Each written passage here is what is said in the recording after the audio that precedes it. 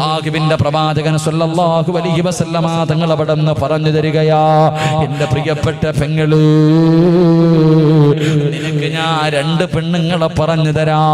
രണ്ട് പെണ്ണുങ്ങളെ പഠിക്കാറ് സീരിയൽ നടിമാരെ പോലെയല്ല, നിന്റെ ജീവിതത്തിൽ മാറ്റമുണ്ടാക്കാൻ കഴിയുന്ന രണ്ട് പെണ്ണുങ്ങളെ ഞാൻ നിനക്ക് പറഞ്ഞു തരാ. നീ എങ്ങനെയാകണേ പൊന്നുമോള്, നീ എങ്ങനെയാകണേ പൊന്നുമോള്.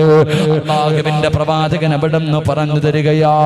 ഒന്നാമതായിട്ട് അല്ലാഹുവിന്റെ പ്രവാചകന് പടന്നയിലെ പെണ്ണുങ്ങൾക്ക് കണ്ടുപഠിക്കാൻ ഒരു പെണ്ണിനെ പറഞ്ഞു തരുന്നു. നിന്നെ കൊണ്ട് കഴിയുമോ പൊന്നുമോള്?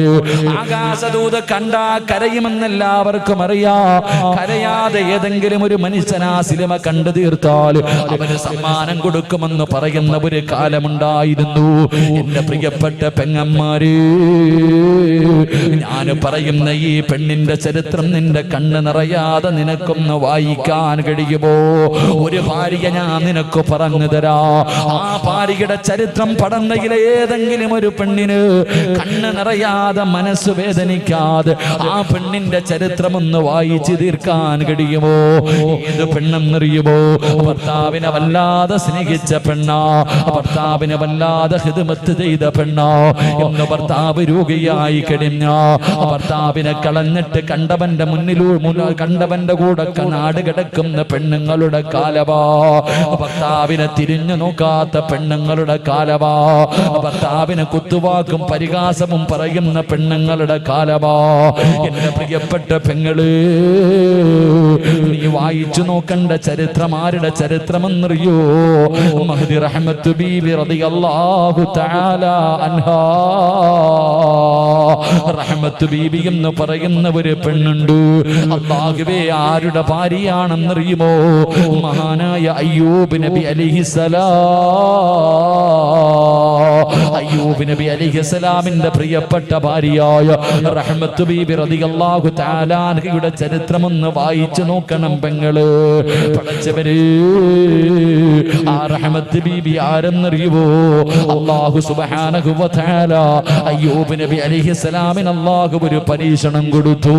ലോകത്ത് ഒരു മനുഷ്യനും കൊടുക്കാത്ത ഒരു രോഗമാണ് അല്ലാഹു കൊടുത്തത്. റബ്ബേ, ശരീരം മുഴുവനും ഇങ്ങനെ പൊട്ടി ഒലിക്കുകയാണ്, വല്ലാത്ത ദുർഗന്ധമാണ്. പടച്ചവനെ, അവസാനം ജനങ്ങൾ രോഗം പടരുമെന്ന് പറഞ്ഞിട്ട് അയ്യൂബ് നബി ആട്ടി ഓടിക്കുകയാ. 81 വർഷക്കാലം ജനിച്ചു വളർന്ന നാട്ടിൽ നിന്ന് നാട്ടുകാരും കുടുംബക്കാരും ഒരു ജനത മുഴുവനും അയ്യൂബ് നബി ആട്ടി ഇറക്കുമ്പോ നടക്കാൻ കഴിയാതെ വേച്ച് വേച്ച് നടന്നു പോകുന്ന അയ്യൂബ് നബി അലൈഹിസ്സലാം ഓടി വന്ന് കയ്യിൽ പിടിച്ചിട്ട് റഹ്മത്തെന്ന് പറയുന്ന ഭാര്യ അവിടെന്ന് പറഞ്ഞു, നബിയേ, അവസാനം വരെ ഞാൻ കൂടെയുണ്ട് നബിയേ. ആര് കൈയൊടിഞ്ഞാലും ഞാൻ കൂടെയുണ്ട് നബിയേ. അയ്യൂബ് നബി അലൈഹിസ്സലാമിന്റെ കയ്യിൽ പിടിച്ചുകൊണ്ട് റഹ്മത്ത് ബീബി റളിയല്ലാഹു തആല നടക്കുകയാ. പെങ്ങളെ, ഒരാളും അയ്യൂബ് നബിയുടെ അടുത്ത് വരുന്നില്ല. കാരണം വല്ലാത്ത ദുർഗന്ധമാണ്, നടക്കാൻ കഴിയുന്നില്ലോ. അയ്യൂബ് നബിയുടെ മാംസങ്ങൾ ഇങ്ങനെ ഇളകി താഴെ വീഴുകയാ, എല്ലുകൾ വെളിയിൽ കാണുകയാ. പടച്ചവനെ, റഹ്മത്ത് ബീബി ചെയ്തതെന്തെന്നറിയോ?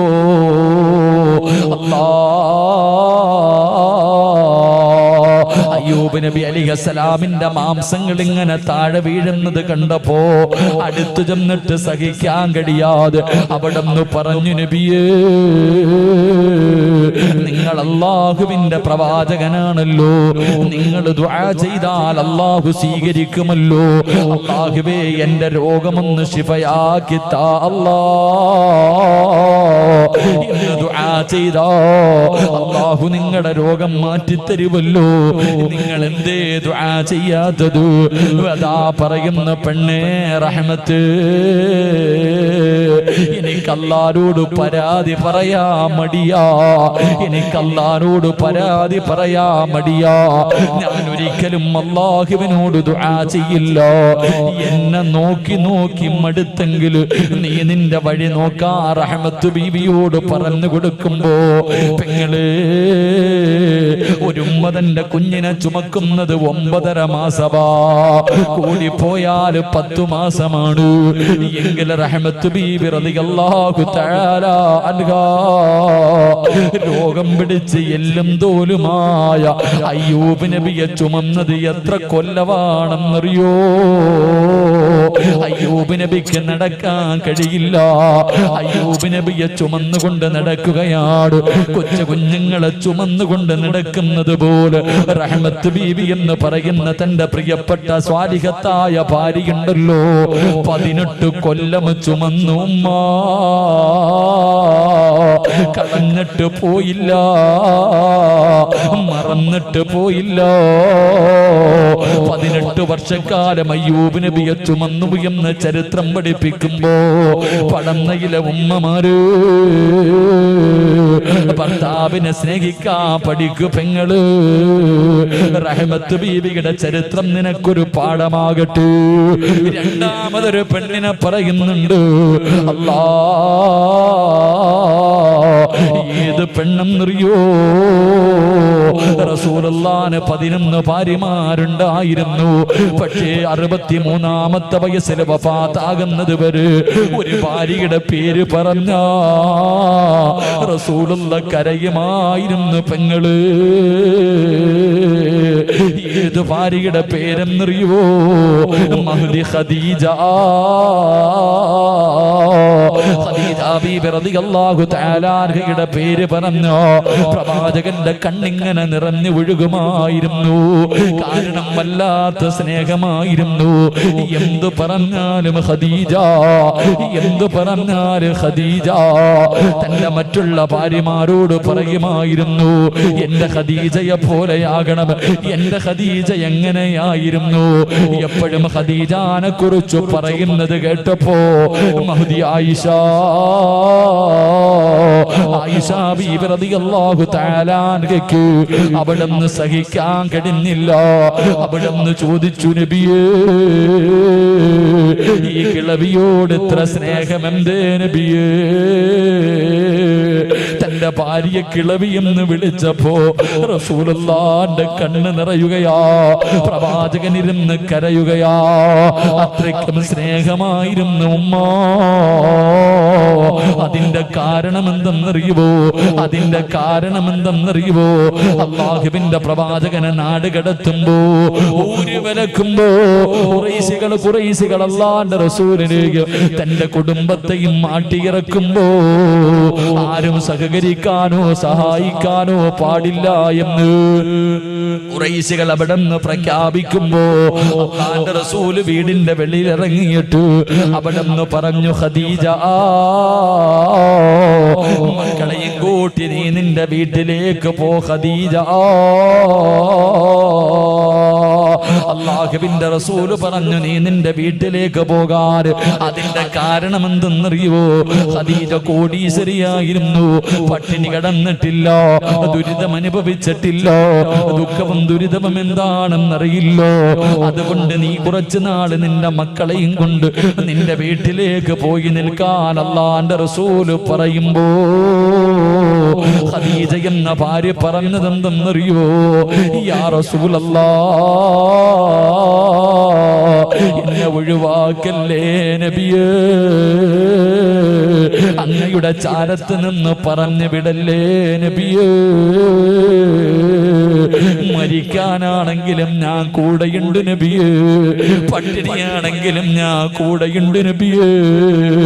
മരണസമയം വരെ, എന്റെ അവസാന നിമിഷം വരെ എനിക്ക് അങ്ങയുടെ കൂടെ നടക്കണം യാ റസൂലല്ലാഹ് എന്ന് പറഞ്ഞുകൊണ്ട് ശൈബ് അബീ താലിബിന്റെ മലഞ്ചെരുവില് ചെന്നിട്ട് പച്ചില പറിച്ചു തിന്ന പെണ്ണാണ് ഖദീജ. കീറിക്കടക്കാൻ കൂരയില്ലാതെ കെട്ടിയതിന്റെ അകത്ത് കിടന്ന് ജീവിച്ചവളാണ് ഖദീജ. മക്കളെ പോറ്റിയവളാണ് ഖദീജ. ഉള്ളത് കൊണ്ട് തൃപ്തിപ്പെടാൻ പഠിച്ചവളാണ് ഖദീജ. എന്റെ പ്രിയപ്പെട്ട പെങ്ങന്മാര്, നീ റോൾ മോഡലാക്കേണ്ടത് ഖദീജ ബീവിയോ. ആ ഖദീജ ബീവിയുടെ ചരിത്രം വായിച്ചു നോക്കണം പെങ്ങള്. കൊതി തോന്നും മോള്, കൊതി തോന്നും മോള്. അതുകൊണ്ട് പടന്നയിലുള്ള ഭാര്യ ഭർത്താക്കന്മാരോട് നിങ്ങൾ എങ്ങനെയാകണമെന്ന് പറഞ്ഞിട്ട് ദുആ ചെയ്ത് പിരിയാ പോവുകയോ? നിങ്ങൾ എങ്ങനെയാണ് ജീവിക്കേണ്ടതെന്നറിയോ? മഹാനായ നബി മുഹമ്മദ് മുസ്തഫ സല്ലല്ലാഹു അലൈഹി വസല്ലമ തങ്ങളുടെ മുന്നിലേക്ക് മുഖറബുൽ അംലാക്ക് മലക്ക് ജിബ്രീൽ അലൈഹിസ്സലാം ഇറങ്ങി വന്നിട്ട് അവിടുന്ന് ചോദിക്കുന്നു, നബിയേ ഖദീജ ബീവി എവിടെ നബിയേ? ഖദീജ ബീവി എവിടെ നബിയേ? എന്തേ ജിബ്രീൽ എന്റെ ഖദീജാനെ തിരയുന്നത് എന്താണ്? യാ റസൂലല്ലാഹ്, ഖദീജ വരുമ്പോ ഒരു സന്തോഷ വാർത്ത പറയണം നബിയേ. എന്താണ് സന്തോഷ വാർത്ത എന്നറിയുമോ? യാ റസൂലല്ലാഹ്, ഖദീജയ്ക്ക് സ്വർഗ്ഗത്തിലൊരു മുത്തിന്റെ കൊട്ടാരമുണ്ട് നബിയേ. ഖദീജ ബീവി റളിയല്ലാഹു തആല അൻഹയ്ക്ക് സ്വർഗ്ഗത്തിൽ ആരും ശല്യം ചെയ്യാത്ത ഒരു ഭാഗത്ത് ഒരു മുത്തിന്റെ കൊട്ടാരം അല്ലാഹു കൊടുത്തിട്ടുണ്ട്. എന്തിനാണെന്നറിയുമോ? പടന്നയിലെ ഉമ്മമാരെ, ഖദീജ ബീവിക്ക് സ്വർഗ്ഗത്തിൽ ഒരു മുത്തിന്റെ കൊട്ടാരം കിട്ടാറുള്ള കാരണം എന്തെന്നറിയുമോ? അല്ലാഹ് 25 കൊല്ലം അല്ലാഹുവിന്റെ റസൂലിന്റെ ഭാര്യയായി ജീവിച്ചു. 25 വർഷം അള്ളാന്റെ റസൂല് വിവാഹം കഴിച്ചത് 25ാമത്തെ വയസ്സില്. തന്റെ ഭാര്യയുടെ വയസ്സ് 40 വയസ്സായിരുന്നു. 40 വയസ്സുള്ള ഖദീജ ബീവിയാണ് 25കാരനായ നബി മുഹമ്മദ് മുസ്തഫ സല്ലല്ലാഹു അലൈഹി വസല്ലമ തങ്ങളെ വിവാഹം കഴിച്ചത്. അവര് രണ്ടുപേരും ഒരുമിച്ച് ജീവിച്ചത് 25 കൊല്ലമാണ്. എന്തിനാ അല്ലാഹ് സ്വർഗ്ഗത്തിൽ ഒരു കൊട്ടാരം കൊടുത്തതെന്നറിയുമോ? അതും വെറും കൊട്ടാരമല്ല, സ്വർഗ്ഗത്തിന്റെ ഒരു ഭാഗത്ത് അല്ലാഹുവേ ഒരു മുത്തു കൊണ്ടുണ്ടാക്കിയ ഒരു കൊട്ടാരം അല്ലാഹു കൊടുത്തു. എന്തിനാ? പടന്നയിലെ പെങ്ങളെ, ഭർത്താവിന്റെ മുന്നിൽ ശബ്ദമുയർത്താത്തതിനാ. 25 കൊല്ലം അല്ലാഹുവിന്റെ റസൂലിന്റെ കൂടെ ജീവിച്ചിട്ട് ഒരിക്കൽ പോലും പ്രവാചകന്റെ മുന്നിൽ ശബ്ദമുയർത്തി സംസാരിച്ചിട്ടില്ല മഹദി ഖദീജ. അതിന് അല്ലാഹു കൊടുത്ത പ്രതിഫലമാണെന്ന് നബി മുഹമ്മദ് മുസ്തഫ സല്ലല്ലാഹു അലൈഹി വസല്ലമ തങ്ങൾ പറഞ്ഞു തരുമ്പോ, എന്റെ പ്രിയപ്പെട്ടവരെ, 25 കൊല്ലം രണ്ടുപേരും ജീവിച്ചു. 65 വയസ്സായി. 65 വയസ്സായി ഖദീജ ബീവി റളിയല്ലാഹു തആല അൻഹാ കുളിച്ചൊരുങ്ങിയിട്ട് പുതുവസ്ത്രവും ധരിച്ചിട്ട് 65 വയസ്സുള്ള ഉമ്മ കാത്തിരിക്കുകയാ. ഭർത്താവിന്റെ മണിയറയിൽ നിന്ന് മാറിക്കിടക്കുന്ന പടന്നയിലെ ഉമ്മയ്ക്കത് മനസ്സിലാകൂല.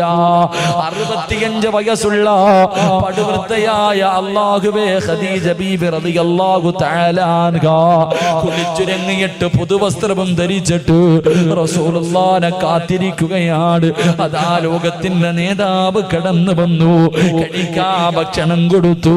എന്നിട്ട് അവസാനം പ്രവാചകന്റെ മടിത്തട്ടിൽ തലവെച്ച് കിടന്നിട്ട് ഖദീജ ബീബി റളിയല്ലാഹു തആല അൻഹാ അല്ലാഹുവിന്റെ റസൂലിന്റെ മുഖത്ത് നോക്കി ചിരിക്കുകയാ.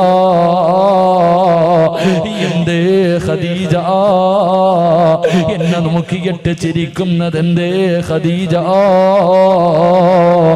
യാ റസൂലല്ലാഹ്, എന്തൊരു പ്രകാശമാണ് നബിയേ. അല്ലാഹുവിന്റെ റസൂൽ ചോദിച്ച്, 25 കൊല്ലം കൊണ്ട് കാണുന്നതല്ലേ ഖദീജ? അവസാനം എന്റെ പ്രിയപ്പെട്ട പടന്നയിലെ ഉമ്മ ഖദീജ ബീബി റളിയല്ലാഹു തആല അൻഹാ അല്ലാഹുവിന്റെ റസൂലിന്റെ കയ്യിൽ പിടിച്ചിട്ട്, നബിയേ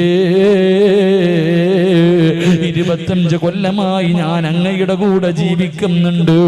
അങ്ങയുടെ മനസ്സിന് വേദനയുണ്ടാക്കുന്ന എന്തെങ്കിലും ഈ 25 വർഷത്തിന്റെ ഇടയിൽ എന്റെ നാവിൽ നിന്ന് വന്നു പോയിട്ടുണ്ടെങ്കിൽ എനിക്കൊന്ന് പൊരുത്തപ്പെട്ട് തരണേ യാ റസൂലല്ലാഹ്.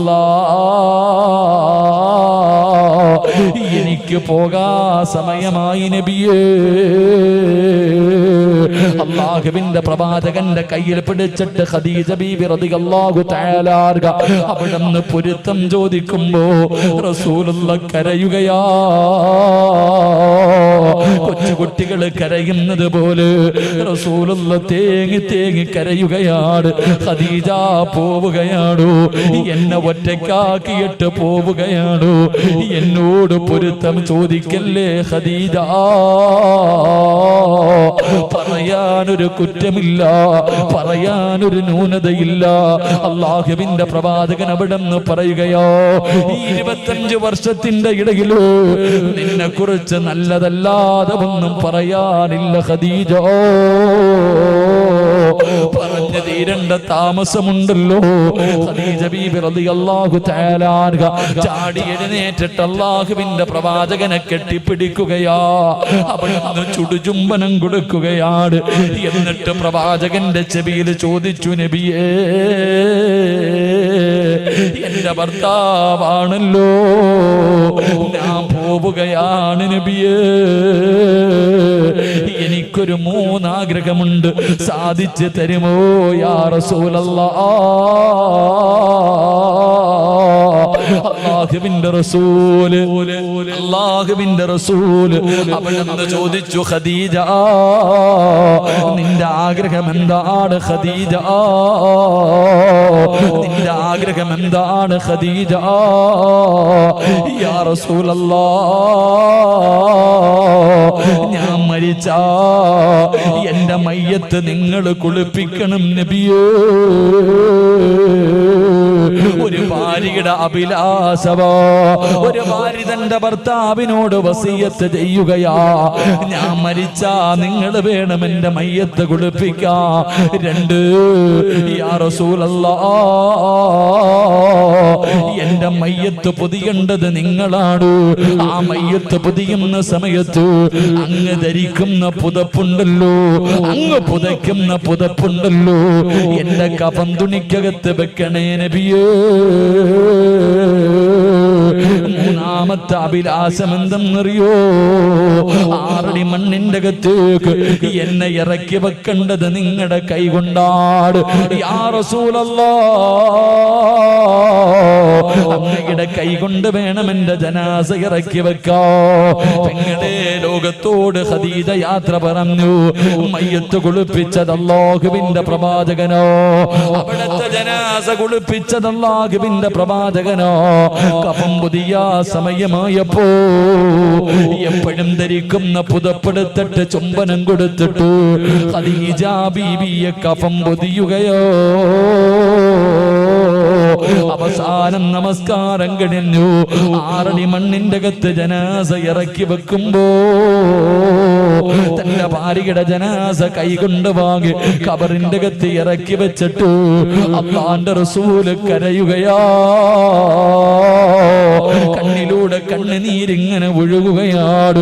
അതാ ഖദീജ ബീബി റളിയല്ലാഹു തആല അൻഹയുടെ ഖബറിന്റെ അകത്തിരുന്നിട്ട് പ്രവാചകനെ കരഞ്ഞു എന്ന് ചരിത്രം പറയുമ്പോ, പടന്നയിലെ ഉമ്മമാരെ, നീ ഖദീജയെ പോലെ ആകണോ, നീ ഖദീജയെ പോലെ ആകണോ, നീ റഹ്മത്ത് ബീബിയെ പോലെ ആകണോ. എന്റെ പ്രിയപ്പെട്ട സഹോദരാ, ഓരോ രാത്രി കിടക്കുമ്പോഴും നിന്റെ ഭാര്യയോട് പൊരുത്തം ചോദിക്കാതെ കിടക്കല്ലേ. കാരണം ഇന്നലെ കണ്ടവനെ ഇന്ന് കാണാത്ത ദുനിയാവാ. അതുകൊണ്ട് പെങ്ങളോ, കുടുംബജീവിതത്തിലെ സമാധാനം വേണോ, സന്തോഷം വേണോ, ആനന്ദമുള്ള ഒരു ജീവിതം വേണോ, പരസ്പരം മനസ്സിലാക്കി അല്ലാഹുവിന്റെ സ്വർഗത്തിന് വേണ്ടി ജീവിക്കു പെങ്ങള്. അല്ലാഹു അതിനുള്ള ഭാഗ്യം നൽകുമാറാകട്ടെ. അല്ലാഹു അതിനുള്ള ഭാഗ്യം നൽകി അനുഗ്രഹിക്കുമാറാകട്ടെ. അതുകൊണ്ട് എന്റെ പ്രിയമുള്ള സഹോദരങ്ങൾ എല്ലാവരും എഴുന്നേക്ക്. 11 മണി കഴിഞ്ഞു. ബാ ബിസ്മില്ലാ. ഇനി ഒരൊറ്റ 3 ആയത്ത് പഠിക്കാം, ദുആ ചെയ്ത് പിരിയാം. എഴുന്നേറ്റ് വാ, എല്ലാവരും മുന്നിലേക്ക് വരണം ഇൻഷാ അല്ലാഹ്. ഓടേണ്ടവർ ഓടിക്കോ, വരേണ്ടവർ വന്നു. ഇങ്ങോട്ട് വാ, ഒന്നീ മുന്നോട്ട് വന്ന് നിൽക്കുക, അല്ലെങ്കിൽ പൊക്കോളി ഇൻഷാ അല്ലാഹ്. പെട്ടെന്ന് വാ. അൽഹംദുലില്ലാ. വാ ഇങ്ങോട്ട് വാ, എനിക്ക് കാണാനാ. നാളെ പടന്ന പള്ളിയുടെ ഖബർസ്ഥാനിലായിരിക്കും, ചിലപ്പോൾ കാണാൻ പറ്റൂല. വാ ഇൻഷാ അല്ലാഹ്. എല്ലാവരും എഴുന്നേറ്റ് വാ ഇൻഷാ അല്ലാഹ്. പെണ്ണുങ്ങളൊക്കെ എഴുന്നേക്ക്. വരി ഇൻഷാ അല്ലാഹ്. പുറത്ത് നിൽക്കുന്നവർ ഒന്നുകിൽ കയറി നിൽക്കുക, അല്ലെങ്കിൽ മാറി നിൽക്കുക, അല്ലെങ്കിൽ വീട്ടിൽ പോകുക. രണ്ടാലൊന്നും. ഒന്നീ മതിലിന്റെ അകത്ത് കയറി സ്വർഗത്തിൽ നിൽക്കുക, അല്ലെങ്കിൽ അവിടെ നിന്ന് മാറി നിൽക്കുക. രണ്ടാലൊന്ന് ചെയ്യും. അള്ളാഹു ബർക്കത്ത് ചെയ്യുമാറാകട്ടെ. ബാ ബാ ഇൻഷാ അല്ലാഹ്. ഇത്തിരി പ്രാണിയുണ്ട്, കുഴപ്പമില്ല കേട്ടോ. പ്രാണിയുണ്ട്, കബറിന്റെ അകത്ത് തന്നെ കാലുണ്ട്. അള്ളാഹു കാത്തുരക്ഷിക്കുമാറാകട്ടെ. ഇട്ടിങ്ങോട്ട് വാ ഇൻഷാ അല്ലാഹ്. എല്ലാവരും ഒന്ന് കാണാനാ, മുഖം കാണാനാ ഇൻഷാ അല്ലാഹ്. അൽഹംദുലില്ലാ. 3 സ്വലാത്ത്. സ്വല്ലല്ലാഹു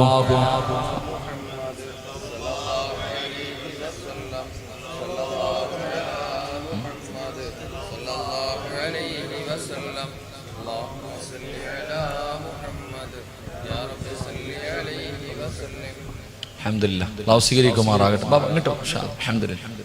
അതുകൊണ്ട് എൻ്റെ പ്രിയപ്പെട്ട സഹോദരങ്ങളോട് പറയുന്നു, ഓരോ രാത്രി കിടക്കുമ്പോഴും നീ നിന്റെ ഭാര്യയോട് പൊരുത്തം ചോദിക്കണം. പെങ്ങളെ, ഓരോ രാത്രി നീ നിന്റെ ഭർത്താവിനോട് പൊരുത്തം ചോദിക്കണേക്ക. നിങ്ങളുടെ മനസ്സിന് വേദന ഉണ്ടാക്കണേ, എന്തെങ്കിലും എൻ്റെ ഭാഗത്ത് നിന്ന് വന്നു പോയിട്ടുണ്ടെങ്കിൽ പൊരുത്തപ്പെടണേ എന്ന് ചോദിച്ചിട്ടേ നീ കിടക്കാവൂ. കാരണം രാവിലെ എഴുന്നേക്കുമെന്ന് ഉറപ്പില്ല. അള്ളാഹു നമ്മളെ കാത്തുരക്ഷിക്കുമാറാകട്ടെ. ഖദീജ ബീബി റളിയല്ലാഹു തആല അൻഹ അവിടുന്ന് പറഞ്ഞു, നബിയേ, 25 കൊല്ലം ജീവിച്ചിട്ട് ഒരിക്കൽ പോലും തൻ്റെ ഭർത്താവിൻ്റെ മുന്നിൽ ശബ്ദമുയർത്തി സംസാരിച്ചിട്ടില്ല ഖദീജ ബീബി. നീ ഒന്ന് ചിന്തിച്ചു നോക്കി, നിങ്ങളൊന്ന് ചിന്തിക്ക്. ഭർത്താവിന്റെ മുന്നിൽ നീ എന്തൊക്കെ സംസാരിക്കണ പോയിട്ട് എന്തൊക്കെ പറഞ്ഞിട്ടുണ്ട്. അള്ളാഹു പുറത്തുരുമാറാകട്ടെ. അള്ളാഹു പുറത്തുരുമാറാകട്ടെ. എൻ്റെ പ്രിയപ്പെട്ട സഹോദരങ്ങളെ, കഴിഞ്ഞ വർഷം നമ്മളെല്ലാവരും ഇവിടെ ഒരുമിച്ച് കൂടി. അൽഹംദുലില്ലാ, നിങ്ങളെല്ലാവരും മനസ്സറിഞ്ഞുകൊണ്ടൊരു സദക്ക കൊടുത്തു. ഒരു പാവപ്പെട്ട കുടുംബത്തിന് സാധാരണ വഅദിന നടത്തുന്നത്, പക്ഷെ വഅദൊന്ന് പിന്തിക്കേണ്ടി വന്നപ്പോൾ ഉസ്താദെ 6 ലക്ഷം രൂപ കടം വന്നാലും കുഴപ്പമില്ല എന്ന് പറഞ്ഞിട്ട് വലത് കൈ കൊണ്ട് കൊടുത്തത് ഇടത് കൈ അറിയാതെ ഈ ഹിദായത്തിന്റെ മക്കള് ഒരു പാവപ്പെട്ട കുടുംബത്തിന് മനോഹരമായി വിടും. അത് കണ്ടവരൊക്കെ പറഞ്ഞു മനോഹരം. അത് കണ്ടവരൊക്കെ പറഞ്ഞു എനിക്കും കാണണമെന്ന് ആഗ്രഹം ഉണ്ടായിരുന്നു, പക്ഷെ പറ്റിയില്ല. അല്ലാഹു സുബ്ഹാനഹു വ തആല നമ്മുടെ സ്വർഗ്ഗം, നമ്മുടെ ഖബർ അല്ലാഹു മനോഹരമാക്കി തരുമാറാകട്ടെ. 6 ലക്ഷം രൂപ കടമുണ്ട്. ഇത് നിങ്ങൾ കൊടുത്താലും കൊടുത്തില്ലെങ്കിലും അവരുടെ കയ്യിൽ നിന്നെങ്കിലും കൊടുത്തിട്ട് അത് വീടും. എന്റെ പ്രിയപ്പെട്ടവരെ, മനോഹരമായ ഒരു വീട് സമ്മാനിച്ചു. അൽഹംദുലില്ലാ. 6 ലക്ഷം രൂപ കടത്തിൽ നിൽക്കുമ്പോഴും ഹിദായത്തിന്റെ മക്കൾ നിങ്ങളുടെ മുന്നിലേക്ക് അവരുടെ ഉമ്മയ്ക്കോ അവരുടെ വാപ്പയ്ക്കോ അവരുടെ ഭാര്യമാർക്കോ കൂടപ്പുറപ്പുകൾക്കോ വേണ്ടിയല്ല, കഷ്ടപ്പെട്ട ഈ നാട്ടിലെ ഒരു പാവത്തിനൊരു കൂര വെച്ച് കൊടുത്തതിന്റെ കടം വീട്ടാൻ ഉസ്താദെ എന്തെങ്കിലും കിട്ടുമെങ്കിൽ ഒന്ന് വാങ്ങിത്തരുക എന്നവർ പറഞ്ഞിട്ടുണ്ട്. നിർബന്ധിത പിരിവിനും അവർ നിർബന്ധിച്ചിട്ടില്ല. എന്റെ പ്രിയപ്പെട്ടവരോട് ഞാനൊരു സദക്ക ചോദിക്കുകയാ. തരുന്നവർക്ക് തരാം, തരാതിരിക്കുന്നവർക്ക് തരാതിരിക്കാം. പെങ്ങളെ, നിന്റെ ശരീരത്ത് കിടക്കുന്ന ഒരു സ്വർണം നീ ഊരികെട്ടി പാവപ്പെട്ട പെണ്ണിന് വെച്ചു കൊടുത്ത വീടിന്റെ കടം വീട്ടി കൊടുത്ത അള്ളാഹു നിനക്ക് തരുന്ന പ്രതിഫലം ഞാൻ പറഞ്ഞു തരാം. നിനക്ക് ഞാൻ അള്ളാഹു തരുന്ന പ്രതിഫലം പറഞ്ഞു തരാം. അള്ളാഹു ഈമാൻ തരുമാറാകട്ടെ. അള്ളാഹു നമുക്ക് ഈമാൻ നൽകുമാറാകട്ടെ. ഈ ചരിത്രം കേട്ടിട്ട് നീ തീരുമാനിക്കൂ, ഊരി കൊടുക്കണോ വേണ്ടേ? നിന്റെ ശരീരത്ത് കിടക്കുന്ന ഒരു സ്വർണ്ണമോതിരം ഊരി കൊടുത്ത ആ പാവപ്പെട്ട കുടുംബത്തിന് വേണ്ടി വെച്ചുകൊടുത്ത വീടിന്റെ കടം വീട്ടുമെങ്കിൽ അള്ളാഹു നിനക്ക് തരുന്ന ഒരു പ്രതിഫലം ഞാൻ പറഞ്ഞു തരാം. ഒന്ന്, നീ മരിക്കുന്ന സമയം സ്വർഗം കണ്ടട്ടെ മരിക്കൂ എന്ന് നബി മുഹമ്മദ് മുസ്തഫ സല്ലല്ലാഹു അലൈഹി വസല്ലമ തങ്ങൾ പറഞ്ഞു. അള്ളാഹുവേ, ഈ പാവപ്പെട്ട സഹോദരിക്ക് വെച്ചുകൊടുത്തത് ഒരാളുടെ കയ്യിൽ നിന്ന് പൈസ കടം വാങ്ങിയിട്ട് 6 ലക്ഷം രൂപ തിരിച്ചു കൊടുക്കാനുണ്ട്. ഉസ്താദെ, ഞങ്ങളുമുണ്ട്. ഞങ്ങളുടെ കയ്യിൽ കിട്ടുന്ന ഇൻഷാ അല്ലാഹ് ഇത്തിരി താമസിച്ചാണെങ്കിലും ഞങ്ങളൊരു സദക്ക തരാമെന്ന് നിയ്യത്ത് ചെയ്യുന്ന നിങ്ങൾക്ക് അല്ലാഹു തരുന്ന പ്രതിഫലം, നിങ്ങൾ മരിക്കുന്ന സമയം ഇതിന്റെ പ്രതിഫലം കണ്ടട്ടെ മരിക്കൂ എന്ന് നബി മുഹമ്മദ് മുസ്തഫ സല്ലല്ലാഹു അലൈഹി വസല്ലമ തങ്ങൾ പറയുമ്പോ, പടന്നയിലെ പെങ്ങന്മാരെ, പ്രായമുള്ള ഉമ്മമാരുടെ ശരീരത്ത് വരെ ഒരുപാട് സ്വർണമുണ്ട്. സ്വർണമിടാത്ത ഒരു പെണ്ണ് പോലുമില്ല. ശൈത്താനെ കയ്യിൽ പിടിച്ചിട്ട് പറയുകയാ, കൊടുക്കല്ലേ കൊടുക്കല്ലേ, എങ്കിൽ അല്ലാഹു അള്ളാഹു തരുന്ന ഒരു പ്രതിഫലം ഞാൻ പറഞ്ഞു തരാം. അള്ളാഹു കൊടുത്ത ഒരു പ്രതിഫലം ഞാൻ പറഞ്ഞു തരാം. മഹാനായ നബി മുഹമ്മദ് മുസ്തഫ സല്ലല്ലാഹു അലൈഹി വസല്ലമ തങ്ങള് അവിടുന്ന് പറഞ്ഞു തരുന്ന ഒന്നാമത്തെ പ്രതിഫലം, മരിക്കുന്ന സമയം നിനക്ക് സ്വർഗം കണ്ടിട്ട് മരണവേദന അറിയാതെ മരിക്കാൻ കഴിയുമെന്ന് നബി മുഹമ്മദ് മുസ്തഫ. മരണത്തിന് വല്ലാത്ത വേദനയല്ലേ വാപ്പാ, മരണത്തിന് വല്ലാത്ത വേദനയല്ലേ പെങ്ങള്, വേദനയുണ്ടെന്ന് പറഞ്ഞത് അല്ലാഹു തന്നെയാ. കുല്ലു നഫ്സിൻ ദായിഖത്തുൽ മൗത്ത്, മരണത്തിന് വേദനയുണ്ടെന്ന് പറഞ്ഞത് അല്ലാഹുവാണ്. മഹാനായ അഷ്റഫുൽ ഖൽഖ് നബി മുഹമ്മദ് മുസ്തഫ സല്ലല്ലാഹു അലൈഹി വസല്ലമ തങ്ങള് വഫാത്താകുന്നതിന്റെ തലേ ദിവസം തന്റെ വീടിന്റെ അകത്തിരുന്ന അവസാനത്തെ ദീർഘവും സദഖ കൊടുത്ത പ്രവാചകരാ. പടയെങ്കിൽ പോലും പടയമായിരുന്നു, ഒരു രൂപ പോലും തന്റെ കയ്യിലില്ലായിരുന്നു. വള്ളതും സദഖ കൊടുത്തിട്ട് വള്ളതും സദഖ കൊടുത്ത പ്രവാചകന് മരണസമയത്ത് കരഞ്ഞുകൊണ്ട് പറഞ്ഞു, അസ്റായിലേ, എന്നെ കൊണ്ട് താങ്ങാൻ കഴിയുന്നില്ല, ഒന്ന് പതുക്കെ പിടിക്കുമോ അസ്റായീൽ. പെങ്ങളെ, മലമൂത്ര വിസർജനം നടത്തിയിട്ട് നിനക്ക് മരിക്കാൻ പറ്റുമോ? മൃഗങ്ങൾ കിടന്ന് വലിക്കുന്നത് പോലെ വലിച്ചു വലിച്ചു മരിക്കാൻ പറ്റുമോ? ഇല്ല പൊന്നുമോളെ. കാണാൻ വരുന്നവരുടെ മുഖത്ത് നോക്കി കാണുന്നവർ മുഴുവനും പേടിക്കുന്ന രീതിയിൽ കറുത്തിരുണ്ട് നിന്റെ മുഖമങ്ങ് മാറുന്നത് നീ ഇഷ്ടപ്പെടുന്നുണ്ടോ? പെങ്ങളെ, റസൂലുള്ള പറയുകയാ, മരിക്കുന്ന സമയത്ത് നീ കൊടുക്കുന്നതിന്റെ പ്രതിഫലം അല്ലാഹു നിനക്ക് കാണിച്ചു തരും. ആ സ്വർഗം കണ്ടട്ടെ മരിക്കൂ, ആ സ്വർഗം കണ്ടട്ടെ മരിക്കൂ. ഹിദായത്തിന്റെ മക്കളെ, നിങ്ങളെ നാട്ടുകാര് കളിയാക്കട്ടെ, എന്തപവാദം പറയട്ടെ, തകരല്ലേടാ ചെറുപ്പക്കാരാ, തകരല്ലേടാ ചെറുപ്പക്കാരാ. ഈ ദാദാ പടന്നകിട പള്ളികട മിനാരത്തിൽ ഒരു ദിവസം നീ മരിച്ചുപോയെന്ന് വിളിച്ചു പറയും. പടന്നക്കാര് മുഴുവനും നിന്നെ കാണാൻ വരും.